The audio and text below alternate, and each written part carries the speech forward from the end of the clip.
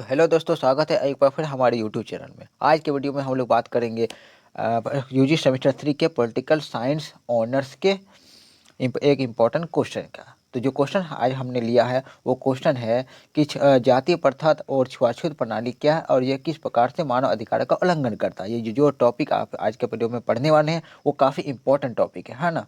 बहुत ज़्यादा संभावना है कि आपके एग्जाम में आए, क्योंकि सिलेबस में कम्प्लीटली और क्लियरली मेंशन किया हुआ ये टॉपिक, और जब सिलेबस में है तो बहुत सारे चांस है कि परीक्षा में आ सकते हैं। तो चलिए इस क्वेश्चन के आंसर को हम लोग देखते हैं कि आखिर जाति प्रथा छुआछूत क्या होता है। ये नाम कोई नया नहीं है, आप सबको ये बात पता है कि जाति प्रथा क्या होता है, छुआछूत प्रणाली क्या है, क्योंकि हम लोग छोटे से इस बात को सुनते आ रहे हैं कि छुआछूत कई निचले जाति ऊंचे जाति के लोग नीचे जाति को छुआछूत समझते हैं, उन्हें छोटे छोटे काम करवाते हैं। बहुत सारे छोटे छोटे काम जो हम नहीं कर सकते वे सब छोटे छोटे काम करवाया जाता है, और ऊंचे जाति के लोग नीचे जाति के लोगों को अपने से दूर रखते हैं, यानी कि उसे अपने पास नहीं आने देते। कई बार ऐसा भी होता है कि उन्हें कोई ऐसा भी काम कर देता है तो उसे अछूत समझ के उसे डांटा जाता है, या फिर बहुत उसे जलील किया जाता है लोगों के सामने। ठीक है, तो चलिए पूरी बात को और अच्छे से समझते हैं। देखिए, सबसे पहले हम लोग समझ लेते हैं कि जाति व्यवस्था होता क्या है। जाति व्यवस्था एक जो आज के समय में पूरे भारत में जाति व्यवस्था बहुत बड़ी मुद्दा बन चुका है। ठीक है, तो आप लोग जाति व्यवस्था ना जाने ये तो हो ही नहीं सकता, सबको पता है जाति प्रथा होता क्या है। तो जाति व्यवस्था एक सामाजिक स्तरीकरण या पदानुक्रम है जो किसी व्यक्ति या समूह के सामाजिक वर्ग या स्थिति को निर्धारित करता है। यानी कि जातीय प्रथा एक ऐसा हो जा रहा है, ऐसा चीज हो रहा है कि जो आदमी को निर्धारित करता है वो कि किस लेवल का आदमी है, ऊंचे जाति का या नीचे जाति का आदमी है। उसके अलावा उसका स्थिति को भी बताया जाता है कि वो किस स्थिति में, समाज में उसका स्थिति है क्या।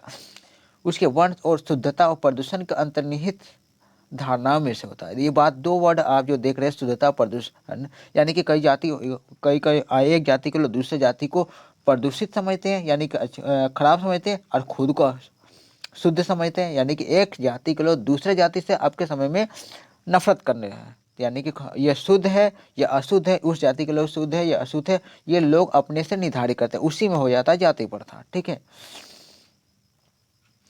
हालांकि किसी व्यक्ति की जाति दिखाई नहीं देती है। ऐसे तो हम कोई से आदमी को देख के तो नहीं बता सकते कि किस जाति का, लेकिन जाति के आधार पर पहचान करने और भेदभाव करने के लिए कुछ मार्करों का उपयोग किया है। कुछ मार्कर है, कुछ कुछ ऐसे चीज़ भी होते हैं जिसके थ्रू हम कह सकते हैं कि वो उच्च जाति के हैं या फिर नीचे जाति के या फिर अछूत है। देखिए, जाति चिन्हों में प्रथम और अंतिम नाम है पारिवारिक देवता, अनुष्ठान, शादी के बैंड, रीति रिवाज, समारोह, विश्वास प्रणाली, भोजन की आदतें या आहार, उच्चारण, बोली, मूल क्षेत्र, वंश होते हैं। आप लोगों ने कभी देखा होगा कि जैसे कि शादी का रीति रिवाज होता है, उसके रीति रिवाज जो निचली जाति के रीति रिवाज काफ़ी नीचे समझा जाता है, उन्हें के रीति रिवाजों को तो दूसरे जाति के लोग उतना समझते ही नहीं।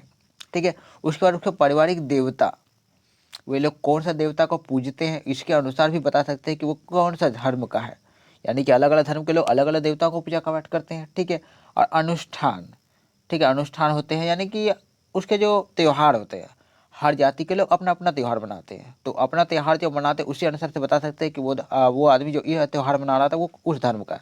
उसके अलावा शादी के बैंड, शादी के रीति रिवाज, हर धर्म के लोगों का शादी के तौर तरीके रीति रिवाज में भी अलग होते हैं। ठीक है, और इसके अलावा और एक कुछ चीज़ होता है जैसे आहार, खाने पीने का तरीका भी हर धर्म में थोड़ा सा कुछ ना कुछ डिफरेंस होता है। उसके बाद बोली हो गया, उच्चारण हो गया, मूल वर्ष, यानी ये सारे बातें होते हैं जिसके थ्रू अलग अलग धर्म की पहचान हो जाती है कि वो इस धर्म का है या फिर वो धर्मी उस धर्म का है। ठीक है, इसके अलावा कुछ और चीज़ें हैं जिसके थ्रू भी बताते हैं, जैसे आजकल को माना जाता है कि त्वचा का रंग या रंगवाद भी सामाजिक स्थिति का एक मार्कर होता है, कि अगर त्वचा का रंग के हिसाब से काले गोरे ऐसे देखकर भी आदमी को एक दूसरे के बारे में ये राय बना लेता है कि बहुत ज़्यादा काले लोग होते हैं, बोलते हैं कि ये लोग निचले जाति के हैं।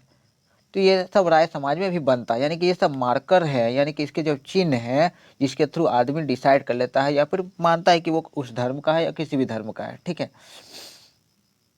इसके अलावा देखिए समाज में और क्या चीज़ होता है कि कई जातियों को अछूत समझा जाता है। ये तो जाति का बात हम जब तब तक हम लोग कर देते हैं, अब जाति को बात से ये भी समझ लीजिए कि अछूत भी समझा जाता है।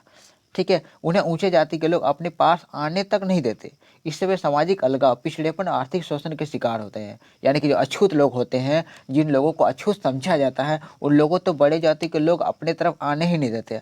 ठीक है, और उन्हें इस तरह से बिहेव करते हैं कि उसके समाज से पूरी तरह से कट जाता है वो, समाज से घुल मिल नहीं पाता। उसका उसके अलावा उसका शोषण भी किया जाता है, यानी कि छोटे बड़े काम करवाए जाते हैं, ऐसे काम करवाए जाते हैं जो बड़ी जाति के लोग तो करते ही नहीं। इसके अलावा और क्या, छोटे जाति लोगों जो अछूत लोग होते हैं उन्हें मंदिरों में प्रवेश पर भी रोका जाता है, मंदिर में घुसने नहीं दिया जाता है। उसके अलावा ये तो यहाँ पर जल होना चाहिए था, राज लिख दिया था। यह जल स्रोत जो आदमी जो है तो सार्वजनिक जल स्रोत होता है, कहीं पर जल लेने का जगह होता है, नल उल होता है, तो वहाँ पर जो अछूत लोगों को होता है उन लोगों को वहाँ से जल लेने नहीं दिया जाता, यानी कि वहाँ से समझिए कि समाज में उसे हर जगह जलील किया जाता है।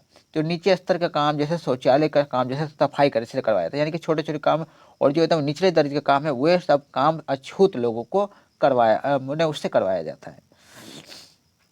अब आगे देखिए जीवन के पहलू पर प्रभाव, यानी कि जीवन में जो होते हैं उनके जीवन में क्या प्रभाव पड़ता है। देखिए जाति का जीवन के सभी पहलुओं पर प्रभावित करता है, यानी ये जाति वाला चीज होता है जीवन में बहुत बड़ा इफेक्ट करता है। इसके परिणाम स्वरूप क्या होता है, निचली जाति कहे जाने वाले व्यक्तियों के लिए सामाजिक और आर्थिक बहिष्कार और असमानता हो सकती है।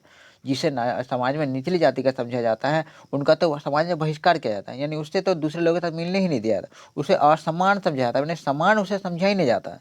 समाज में उसके साथ भेदभाव ही किया जाता है। व्यक्तियों को रोजगार में भेदभाव का अनुभव होता है, यानी रोजगार वाले क्षेत्र में होते, काम वाले क्षेत्र में उसके साथ भेदभाव होता है। या तो उन्हें नौकरी नहीं दिया जाता है, या फिर उन्हें नौकरी दिया जाता है तो फिर उन्हें पगार यानी कि महीना पैसा भी कम दिया जाता है। तो यानी कि अछूत लोगों के साथ हर फील्ड में भेदभाव होता है।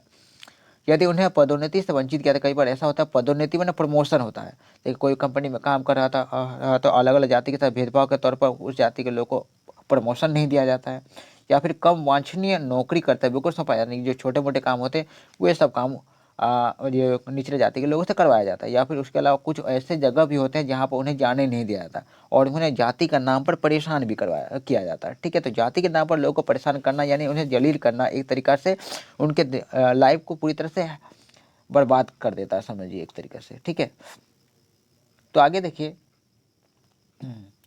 भेदभाव, अत्याचार और अस्पृश्यता जाति आधारित मानव अधिकार का उल्लंघन होता है, यानी समाज में जिस तरह से भेदभाव किया जाता है या फिर अत्याचार किया जाता है उनके साथ, उन्हें जलील किया जाता है, तो ये एक तरीका से मानव अधिकार का उल्लंघन है। ठीक है, मानव अधिकार में साफ तौर पर लिखा हुआ है कि किसी भी आदमी के साथ जाति के आधार पर, लिंग के आधार पर, रंग पर आधार पर किसी भी तरह से भेदभाव नहीं किया जा सकता। लेकिन यहाँ पर तो जाति के आधार पर भेदभाव बहुत सारे लोगों के साथ होता है, तो ठीक है, तो वो नहीं होना चाहिए।